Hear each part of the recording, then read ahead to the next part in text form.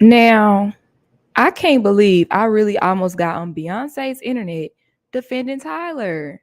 I can't believe I really almost got on Beyonce's internet and defended Tyler. Good thing I did my research. But before we get into the main platter, y'all already know how the deal goes. I need y'all to drop down, hit that like button, hit that subscribe button, because here on Movie Bay, I do reviews, reactions, and commentary to movies and television. And if that is the type of content you like, you might as well stick around and hit that subscribe button. And if you find yourself enjoying my commentary along the way, don't be afraid to give me a thumbs up and or drop a comment down below. Now, as you can tell by the title of this video, I am going to be doing a review over Love is Blind Season 7. This video is going to be over episodes 7, 8, and 9. If this is the first video you're finding me on, please make sure y'all check out my review for episodes 1 through 6, because I was right. I was right this whole time. I just want to say that, Movie Bay, you was right.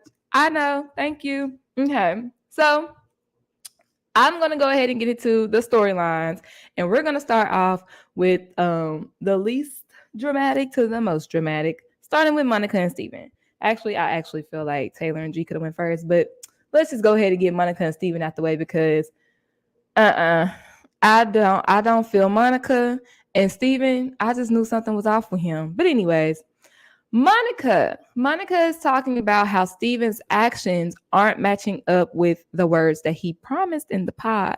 You know, he promised to give her flowers and X, Y, and Z, right? So Monica, to me, is giving, oh, okay, so you want gifts. And she was like, well, you know, my love language is like, first is X, Y, and Z, second is X, Y, and Z, and third is gifts. And then I was like, okay, well, third is kind of low. You know, out of 5, third is kind of low, but this is what you're harping on. The gifts. Okay. So he was like, you know, occasionally I can get you like a Kate Spade bag. And I'm not going to hold you. Even I was like, because I think he was like something expensive, like a Kate Spade bag. And I was like, that's not expensive. And sis was like, ew, don't you ever give me a Kate Spade bag. Like, more like a YSL. And I was like, that's the type of person you are. Okay, it's materialistic. You want a YSL bag? Do you know what he does for a living? He's an electrician. Now, I know some electricians make good money, but YSL just because money? I don't know. Are electricians, are y'all stepping like that?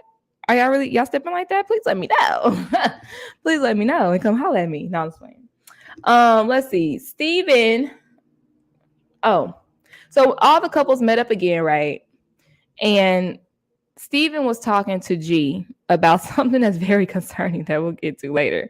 But fireworks starts going off, right? And she's like, come on, Steven, let's go see. All the couples go over there and see, minus Steven and G, because they're having a conversation. And while they were over there watching the fireworks, mind you, I think only Nick and Hannah were the only two that were booed up. Everybody else was just out there watching it together. You know what I'm saying? Because Tyler and Tim, they were like arm in arm, and some of the girls were just sitting together. Like, they were just out there together. So when Monica came back and complaining, talk about, oh, it was so nice being out there with other couples, you know, having my arm around other people, watching the fireworks. It was so romantic. Like, thank you, Steven. Thank you for, it was so romantic, Steven. I was like, girl, shut the first off, I'm over here talking. 2, nobody out there was booed up but Nick and Hannah. Like I understand if everybody was out there booed up and my dude back here doing whatever, but it wasn't even that type of party. Like, everybody was just out there chilling, vibing, watching the fireworks. You know what I'm saying? So here's the actual more alarming part. He goes over to Taylor and Monica and he lets them know, hey, Monica, I'm super sorry that I wasn't out there, you know, watching the fireworks with you. G and I were having a conversation, and I know he needed to get it off his chest because he's seen like it was really bothering him. Here's the conversation, y'all. The conversation was about being on TV, having groupies, and how some random chick might, if y'all hear that, is my washing machine going. But like, is that what y'all were talking about? And I'm not even gonna hold you. Monica was right to get up and be like, oh, okay, yeah, no, I don't want to talk about this. I would have sat there and be like, what the is you talking about? I said, so who really worried? I would have been like, who's really worried about this? You or G?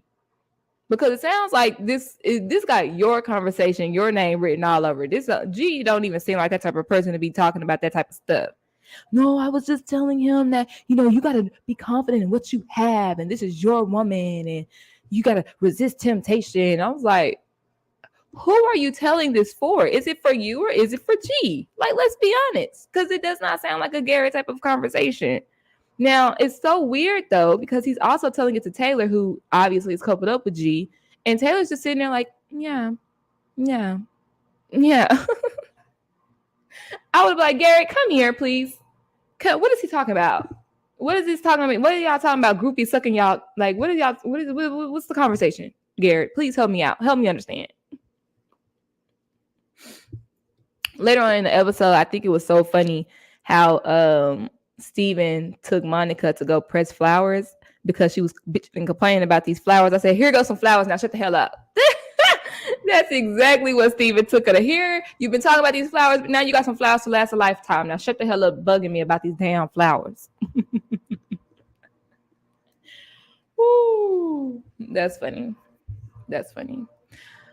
Now, Steven also, along with Hannah, they kind of left their jobs, to go be on the show. Hannah quit hers. I think Steven just took like an extended leave, but I guess he was gone longer than, he requested off because when he came back, he didn't have a job anymore. And Monica was like, well, it's okay. I can help you out. I could be your sugar mama, your baby mama. I was like, Monica, shut up. She's just annoying to me. Like, she is not my type of girly.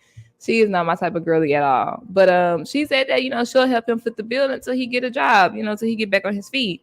And then in the very next conversation, she talks about how they aren't having sex anymore because she doesn't want to toot it up, or what she said, bend over. I said, ugh. She doesn't feel comfortable bending over for somebody who is skeptical about if they want to marry her or not. And I was like, but you feel comfortable giving money to a man that don't know if he want to marry you or not? That ain't, the math isn't mathing. Like, huh? Now, y'all, correct me if I'm wrong, but what the heck is a sleep test? Like, he went to go see if he had, like, insomnia or something, like a snoring or something. Well, what the is a sleep test, and why are other people there? I don't know. Anyways, Steven goes to a sleep test. He didn't sleep at home. And Monica, I guess, went through his phone one day and saw some explicit messages to another woman about fetishes and just nasty, disgusting things. I need to see the proof. I want to know.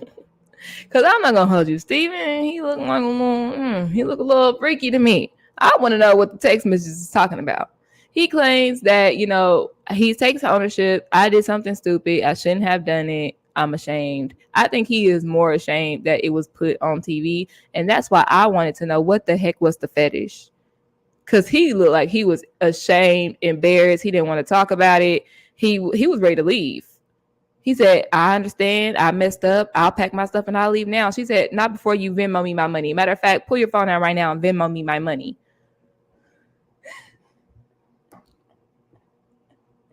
She said, you better have my money. What Jocelyn say? Run me my money. I was like, period. That's the only time I agree with Monica. Give me my money. You can leave, but not before you send me that money.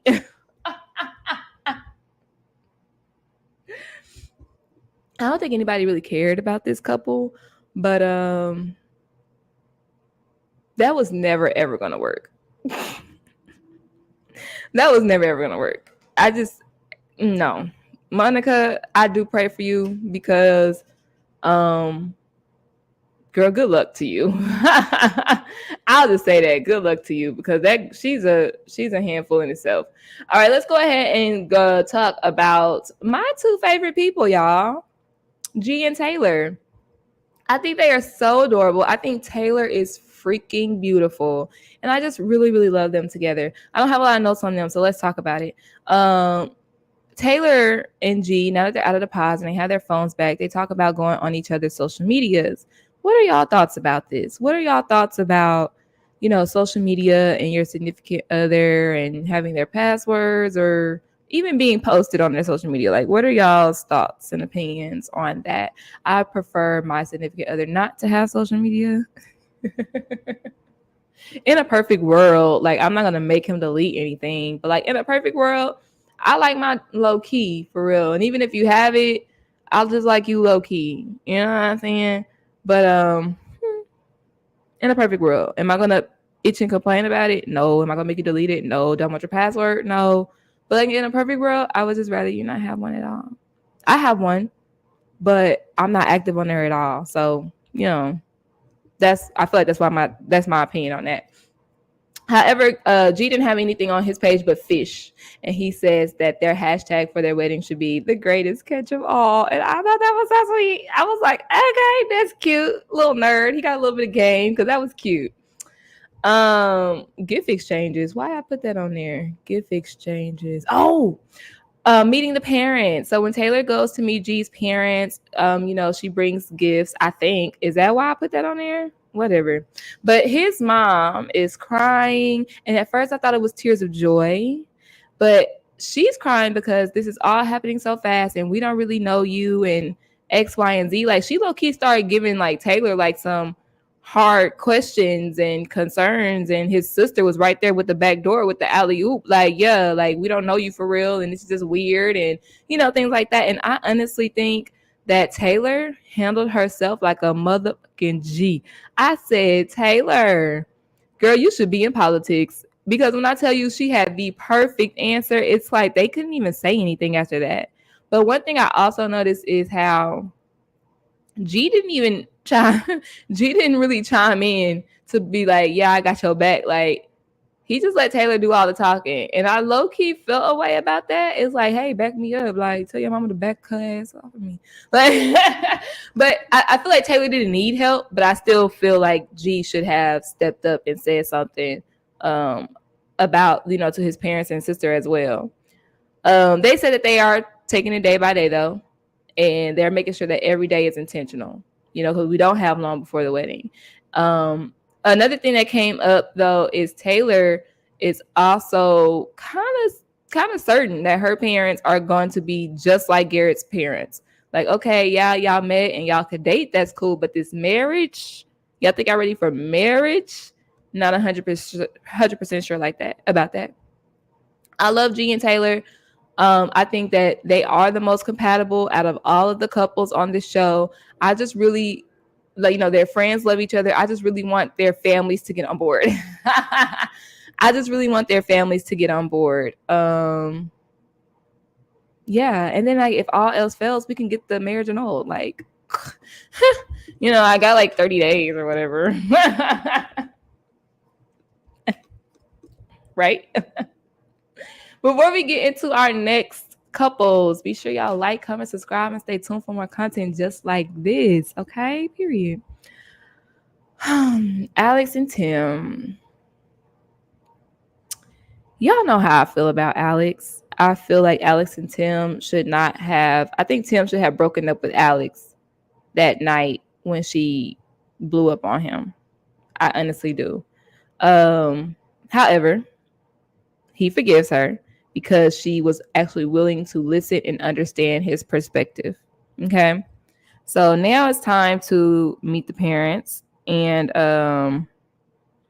it was really weird because he met her parents first and she had him outside and she was giving him like a whole rundown. Like, it was, to me, it was really strategic. You know what I'm saying? Like, okay, so we're going to go in here and then we're going to do this. And then you're going to do this. And then you can't say this because of this. And then I don't want you to do this, but you can do this. And, like, I understand the letting him know, like, my dad has MS. He's not really that mobile. I understand that part, but like, she gave him a whole rundown. It was really like a game plan. I don't know. Something about that just didn't sit right with me. On top of that, though, I guess the most important part, two parts. When he's talking to her family, the mom asked, have you had any arguments? And then he was like, yeah. And then what I didn't like, Tim, is how Tim downplayed the argument, and he also made it seem like it was his fault. I don't like that at all, because I definitely would have let them know. I wasn't gonna let. Obviously, you don't tell your parents all the tea, but I definitely would have let them know, like, we had an argument and it did get kind of heated. I learned to respect, when she needs her alone time, and she learned to not disrespect me. Like, you know what I'm saying? Like, cause let them know, like, yo, she's a little bit crazy. I need y'all help. Like, give me some advice. If we're gonna stick in this, I need to let y'all know that she kind of crazy. Like, have y'all witnessed this before? Type shit. But he didn't do that, and I just hate that it seemed like he took the blame for something that was clearly her fault.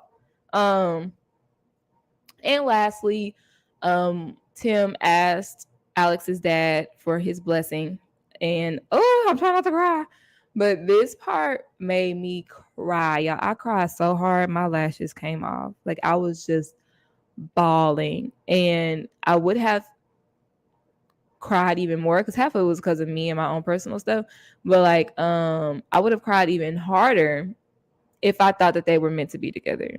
But I don't know, Alex, I just don't play that disrespect. You have one time to show me your true colors, and I'm going to believe them. I do not play about this. Like, I've never been in an abusive relationship, thank God for Jesus. The most that has ever happened was a guy had pushed me before, and you got to get the fuck out, because that's what. No, never. Hadn't talked to him in years. Didn't talk to him for years, because you only get one time to show me your true colors, for real. I don't care. Like I said in my last video, you don't even raise your voice too high at me. My parents don't yell at me. I don't yell at you. So for you to yell at me, nah, no. Put your hands on me, no. Call me out my oh, hell no. Nah. Yeah, the moment just would have meant more if I felt like they belonged together. Let's go ahead and get into my boo, Nick D. And Nick D, ooh, Nick D. Now, if y'all saw my last video, y'all know that I am Team Nick. Y'all know I have a little crush on Nick. But in this video,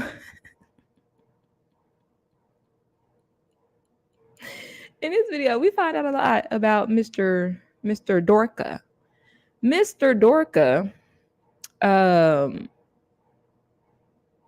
still lives at home with his parents at the age of 28. Now, hold on. In Nick's defense, he has been playing football all his life. Went to school, I suppose, with football. He's been playing football up until the past 2 years ago. So I understand, why get my own house if I'm never going to be there? Why get an apartment to pay rent if I'm never there? Understood. Overstood, honestly. 2 years flies by fast. So at that 2-year mark, I feel like he just got on his feet, and maybe at this time you can move out, but real estate is not easy, and the money is inconsistent. So maybe that's why he's still at home. But let's talk about Hannah. Hannah is the opposite of Nick, as to where she claims that she's been working since the age of 15. She moved out at 18. So yes, he's 2 years older than her, but she feels like she is more mature than him. Now, it's little things though, like she says that can you mount a TV? I can mount a TV. Can you cook? Well, I can cook. Well, then why do you need a man? If you got it all, if you can do it all, like, this ain't no pissing contest. And she treating it like it's a pissing contest. Like, I'm better than you and you suck. And I don't like that. I really don't like that. So one prime example is when they were at her apartment, and he's been staying there, spending the nights or whatever, and she basically gives him a chore list. She's like, I shouldn't have to ask you to do things, so I think that we need to split responsibilities around here. Trash will be your thing, cooking will be my thing. I know this is my dog, but I want you to take him out in the mornings. Like, we vacuum once a week. You can vacuum this week. I could vacuum next week. You can do the dishes. I will cook. This is all before they had breakfast. Nick is sitting there looking like overwhelmed. Bitch, I was overwhelmed. I said, not you giving him a short list. Bitch, I'm grown. This ain't even my house. This your house. I can go home. I can go home. My parents will happily accept me back. Bitch. I don't need to do this. But not only did she give him a short list, this is in the same scene, by the way. Then she goes in and she starts talking about finances, right? I'm pretty sure you have car insurance, but I know your parents pay your car insurance. Are you still on your parents' bill? Okay, are we gonna get on my family plan or are you gonna get on your family plan? I think we should have a plan, a family plan together. And then I know you're gonna have your own bank account because I have my own bank account, but I think we need to get joint bank accounts. And then because I also invest in stocks. And have you ever invested in stocks? I don't know what stocks are. Oh my god, you don't know what stocks are? You like so stupid. I don't like Hannah. I feel like these are important conversations to have. How clean are you? Clean up after yourself. That's fine. Okay. Cook. You don't know how to cook? Teach the man how to fucking cook. Like, it's not foreign that grown men don't know how to cook. I've dated men that can and cannot cook. I've dated a man that could cook and never cooked because I could cook. Like, he'll cook every once in a while, but I was the primary, you know what I'm saying? Like, it's a big deal. What I like about Nick is that he sure did hop himself in that kitchen and try to boil some water. I like that. I like that I don't know how to do this, but I'm willing to learn. Teach me how to make pasta. No, I'll just do it myself. Well, then that's the problem. He ain't never gonna learn how to cook if you just keep doing it yourself. The questions about joint bank accounts to me was a good question. However, she was just like throwing so many different things at him, and it's like, y'all know that meme where that black boy like, that's what it seemed like. And then you're talking at me, you're not even talking to me. Like, I'm 31 almost. Woo-woo. And I pay all my own stuff, but I'm still on my family plan. Why I gotta get on your family plan because we married? No, I like the deal I got over here. I only pay $65 a month. Like, what are you talking about? I'm gonna stay over here. What? Why do we need a joint bank account? I don't want a joint bank account. I don't want to join your shit. No. Why I gotta invest in stocks because you invest in stocks? Like, no, I don't want to do that. I don't like that girl. You want to know who else? What else? Oh, let's continue because it's me and the family, right? So her brother comes over first to meet Nick, and her brother kind of like ganged up on Nick initially. And, he said that he didn't have no problem. What did he say? He didn't have no problem doing something. I don't know, but they ended up calling him a bitch boy. And I said, oh, hell no. Nah. Oh, hell no. Nah. I thought Nick was going to say something, but Nick didn't say nothing. I was like, Nick, stand up. Stand up. I was like, a who? A what? Nah, y'all can't call me that. Nah, I ain't. Nah. Then Hannah starts making comments like, oh, you're just mad because I like make more money than you. And I was like, bitch, you ain't got no job. How you gonna make more money than me and you unemployed? You talking a lot about money that you're not getting right now.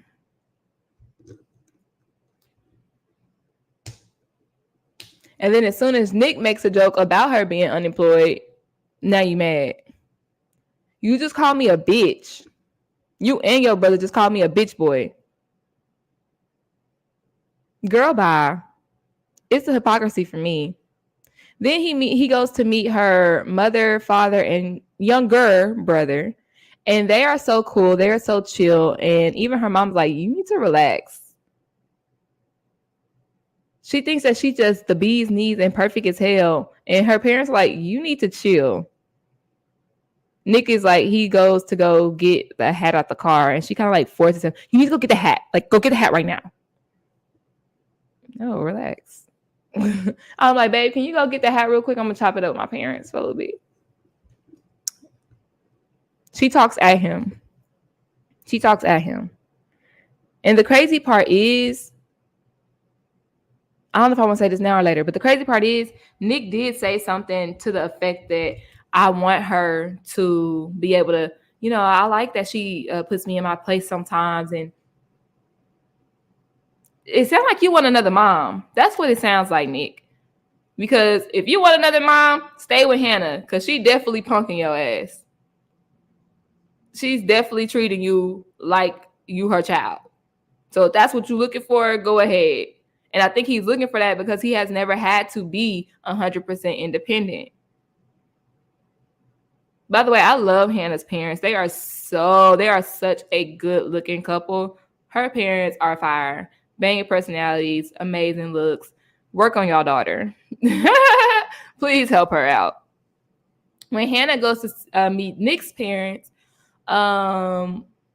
they love her immediately. Now, I will give Hannah her kudos that she walked up in there, gifts galore. And I was like, hold on, Nick, when she walked in the house, he was like, wow, you got your hands full there. Closes the door and just stares at her. I was like, boy, if you don't grab one of these gifts out her hand. To me, that's the only thing Nick did wrong in this episode. Like, here, help me take this to the kitchen. Like, but Hannah did a good job with the gifts because they were personalized. So I will give her that. His parents are really receptive to her, and I honestly think it's because he's only dated 2 other people in his life. So I think that they're just happy that, oh, he brought the girl home, yay! I think that's what it is, because when they actually get to know her, I don't think they're gonna like her, especially the mama. And it's funny because Hannah low-key called the mom out low-key for spoiling him. She's like, I just had a different childhood. Like, I had to grow up and I was on my own, da-da-da. And the mom's like, you know what? I mean, he might be a little bit spoiled, but that's only because we wanted to give our kids what we didn't have. I'm sorry that you had to go to work at 15 and your parents kicked you out at 18. It's given because you are annoying as hell and they wanted your ass gone. That's what it's giving. I'm sorry that my parents still love me. I'm sorry. I'm sorry. Oops.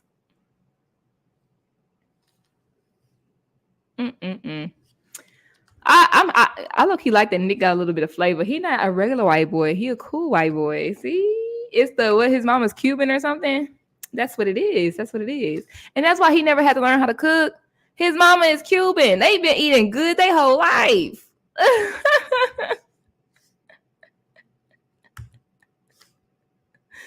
Woo! Before we get to our last 2 storylines, make sure y'all hit the thumbs up button. Make sure y'all hit the subscribe button if you're enjoying my commentary.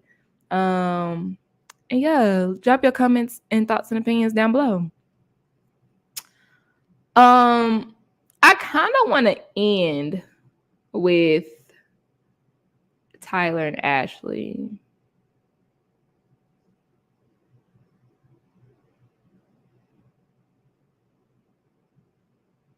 Yeah, I kind of want to end with Tyler and Ashley. So let's go to Marissa and Ramsey.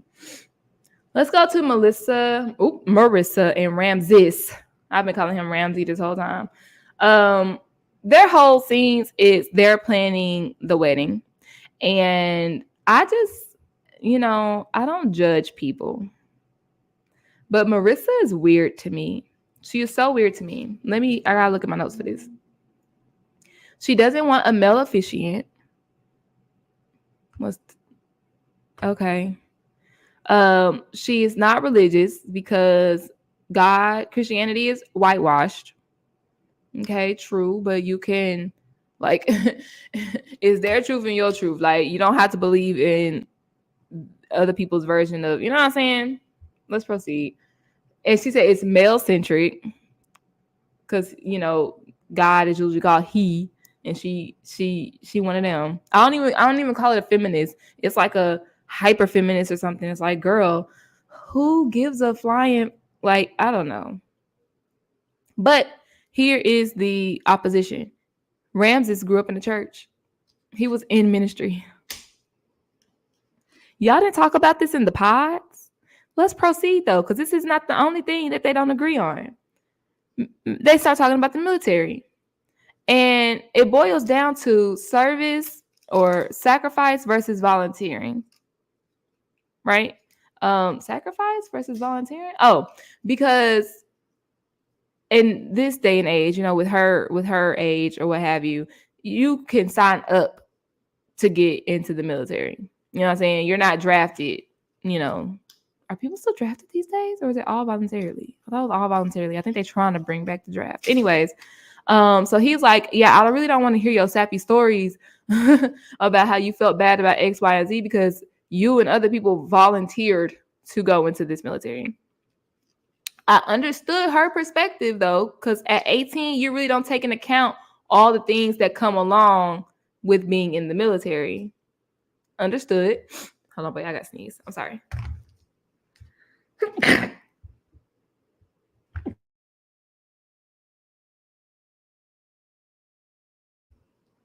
God bless me. That was a dig at Marissa. Right, but she says she feels like he's judging her, and he's like, I'm not judging you. He saw the other side of U.S. military because he's Venezuelan, and how the army or whoever, they go into other countries and some unalivings, and he saw that side of the military, so he is 100% opposed to the military. She even says that if I go into the military reserves, would that be okay? And he's like, no. So you would leave me? I would. Is this not something y'all talked about in the pods? I feel like these are conversations that you should have had in the pods, and this is exactly why you should have chosen to be with Brody instead of Ramsey. Like, what do y'all real life have in common for real? Nothing. And in my personal opinion, I feel like these are big things. Religion, your morals, these are things that you can't compromise on, in my opinion. I mean, religion maybe, but your morals, these aren't like, what? This is exactly why I said last episode that this couple is just all about sex. All about sex. Let's continue, shall we? Speaking of sex, Ramses doesn't want kids for another 5 to 7 years. Marissa's like 31. That's not making sense. Marissa doesn't care if she has kids today or tomorrow. However, because you don't want kids until a certain time frame, then we need to start wearing protection, contraception. That's how you not have a baby, right? That's how you cut down the chances of having a child. But Ramses doesn't want to do that. Does that make sense? If you don't want a baby, you need to protect yourself. Because if not, yeah, you could do the pull-out method, but it's a possibility that it ain't gonna work. That don't make sense to me. Well, why can't you get on birth control? Why can't you wear a condom, bitch? I don't care about getting pregnant. You care. So because you care, because you have an issue, you need to wear a condom. End of the discussion. What are you talking about? That don't make no sense. Of course, on these episodes, they met each other's parents. And this whole, I guess we're just going to talk about Marissa's mama because, first off, Marissa's friends, not feeling him. Marissa's mama, not feeling anybody. Marissa's mom is, first off, when they first sit down, they was like, oh, did you know how he looked? Could you get an idea? And she's like, no, he only talks about his fashion sense. And then his mom said, by the way, which I am not feeling. You know what I'm not feeling? The fact that you're 45, 50 years old with a tongue ring in your mouth. But you don't want to talk. Rude. Just rude. And then the whole time she was like, okay, you might love him now. Whoop-de-whoop. Okay, marriage. You love each other one moment. You don't the next moment. You just suffer and get through it. And she's just a negative Nancy. Negative Nancy. She's been married like two, 3, 4 times. How many times? I don't know, but you can tell she's hurt. You can tell she's bitter, and you can tell that she just has no hope. She didn't say anything positive that whole interaction. And then on top of that, she wants him to get a prenup. Your daughter don't even have money. Your daughter doesn't even have money. Oh, she worked so hard and I don't want no man coming and screwing her over because she's been screwed over by so many men and she ain't got no money though. Like, she's a law clerk. She's still in law school. She still got a lot of money to spend before she could start making it. But okay, if Marissa asked, we could talk about it. But I don't feel like that's something I need to talk about with you. One thing I do want to give Marissa's mom props on is coming from where they came from, because evidently they were really poor, you know, socks for mittens. And her having 4 kids who are successful in their own rights. They've all gone to school and have careers and they're doing well in life. So shout out to her for that. Shout out to them for that. But lady, you need some professional help. You need professional help. She's just rude as hell. She would ask him a question about why his marriages failed. And he was like, well, you know, in a marriage. And she's like, oh, you going to tell me about marriage? Like, I don't know. I was like, well, you know, in divorce, because I know you know about that, right? Everybody got to mutually agree. So, yeah, eventually there was a mutual understanding because that's how we got the divorce. You know about that, right? You know about divorce, right? I know you do.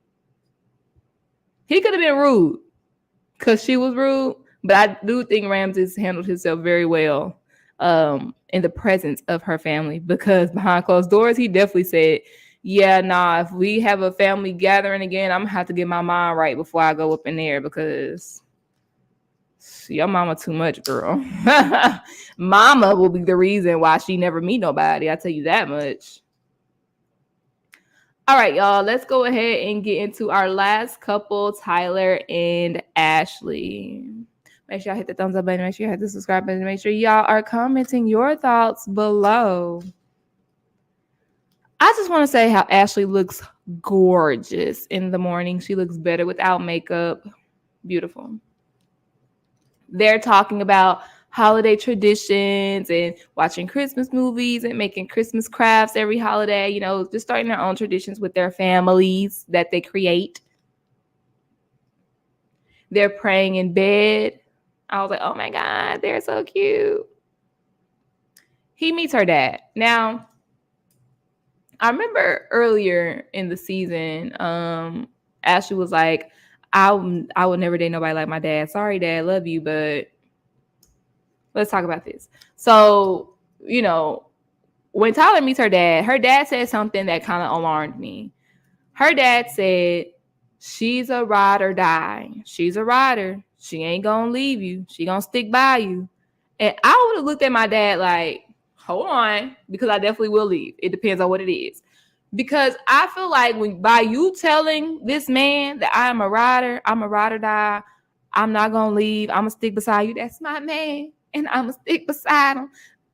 It's giving you are giving the permission for him to put me over because he know I ain't gonna go nowhere. Let's proceed, shall we? At the end of the episode, you know, we could tell it was something that we missed per usual. Y'all starting to get real Zeus-like. But the conversation is then had on screen about Tyler having had donated his sperm to assist with a couple having a baby. I guess 3 times because it's 3 kids. Okay? Hold on, y'all. Stick with me. So initially, I was like, oh, okay, that's not a big deal. You know, that's not a big deal. I didn't even talk to my mom about it. I was like, people donate sperm all the time. Like, if I'm in a relationship, do I got to tell every that I talk to that, yeah, I've donated sperm before? No. Because if I was in a relationship, I wouldn't feel obligated to tell a man that, yeah, I've donated my eggs before. If it come up, it come up. Ashley said it was even admirable that he would do this to help a couple out. I was like, yeah, it is admirable, actually. Friend or not. Okay, I know the girl. Yeah, these are my friends. Because when she said that with somebody that you knew, I was like, I don't think a homeboy will be comfortable. You know, hey, man, my soldiers ain't marching. Can I use yours? You know, this ain't no Fresh Prince of Bel-Air situation with Jazz and Will. I just feel like it would be more awkward for a man to be like, can you be the donor for my kids here? And they still in each other's lives? No. So I thought that it was like a lesbian couple. Hold on. I got sneeze. I'm sick.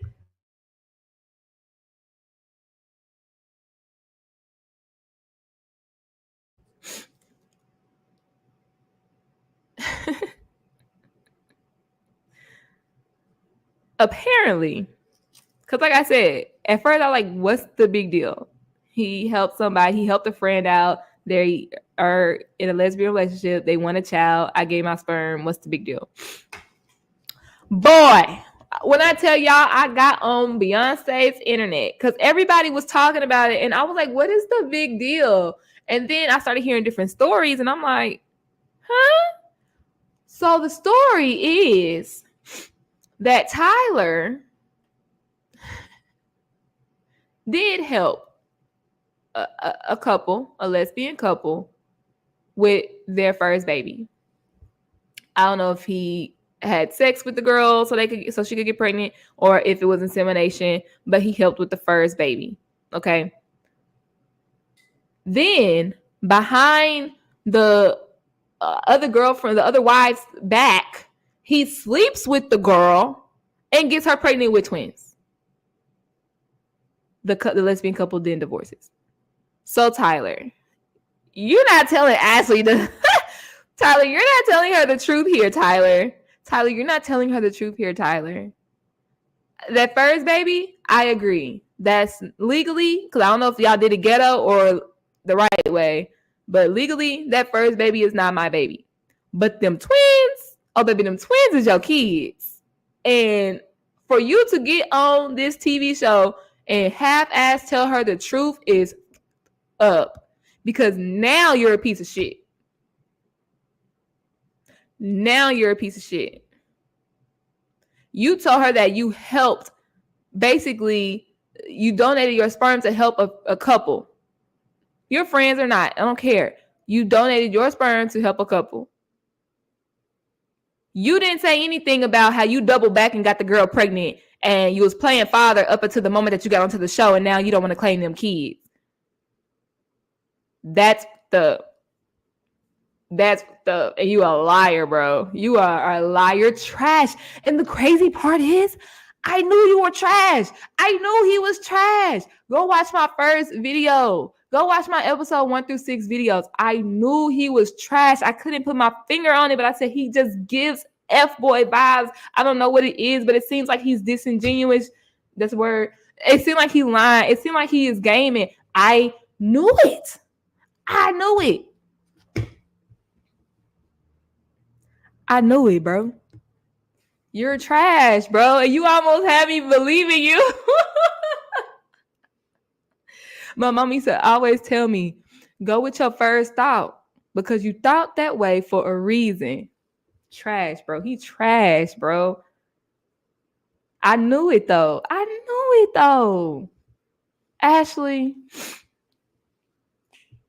Initially, I was saying, Ashley, it's not a big deal. He donated sperm. But upon further research, when you get the whole story, you need to run. You need to run away. Because it's not even the fact that he has kids. He lied to you. He had the opportunity to tell you the truth even after the fact. He had the opportunity to tell you the truth, and he did not. He also disowned them kids. That goes into his that says a lot about his character. Girl. But you know what her daddy said? She a rider. She gonna ride or die. She ain't gonna leave. That's my man. And I'm gonna stick beside him. Whew. And what's so funny is when I was watching these episodes, I was like, you know what? Last season it was the men. This season it's the women. This season is both. One person cheated. One person got kids that he don't claim. Another one is kind of really selfish, Ramses. Another one is a man child. Let's talk about the women. Monica is a materialistic asshole. Hannah is a stuck-up Dr. Jekyll, Mr. Hyde ass bitch. Alex is crazy. Marissa is just weird. Ashley, it depends on her decision that she makes. Ashley and Taylor might be the only two irregular people on the show. And G, Mr. G. That's what I'm calling him. Gary. Ooh, child.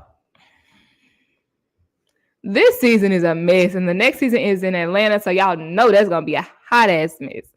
Thank y'all so much for tuning into my YouTube channel.